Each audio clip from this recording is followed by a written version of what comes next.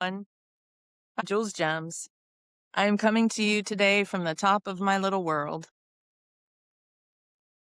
I'm at Grandview Park in Moundsville, and I live somewhere over on that.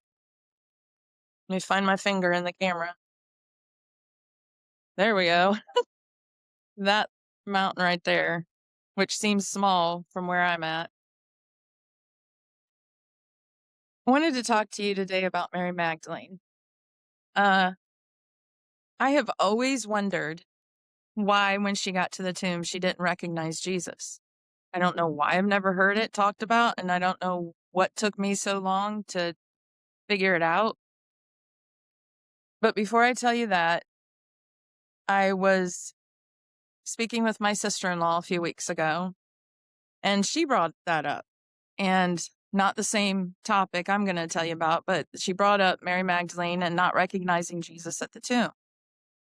And she stated that she just realized that Mary was so sad and so down about everything that had happened that she wasn't willing to just look up and see Jesus. And once she looked up and saw him, she realized, and she couldn't wait to go tell the others. Well, I told her that my realization this Easter was that he would have been disfigured. If his scars were still there on his hands and feet and side, then his scars would have been all over his body. The Bible says he was beaten beyond recognition.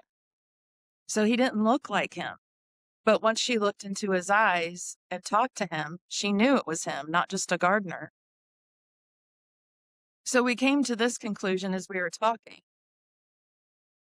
that sometimes you're just looking down and you're not seeing what's right before you because your situation is so dire, so sad, that you just need to look up and look into his eyes and hear his voice.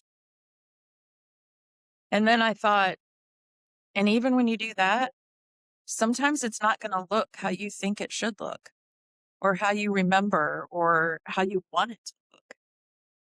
But as long as you're looking up into his eyes, and as long as you're listening to his voice, you're on the right track. It doesn't matter if it doesn't look the same or it doesn't look how you imagined it to be. As long as it's what God's doing in your life, as long as it's his plan for your life, it doesn't matter if it's scarred.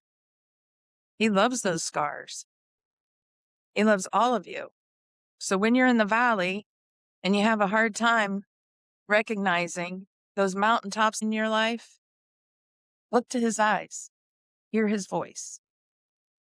I know this is a short Jules Gems, but I just had to share that with you. And I thought, what better place to do it than on top of my little world. Y'all be blessed. One small verse can light the rest. Simple and true, right on time. Jules Gems shining, feeding your mind. From the scroll to the soul, grace to go and make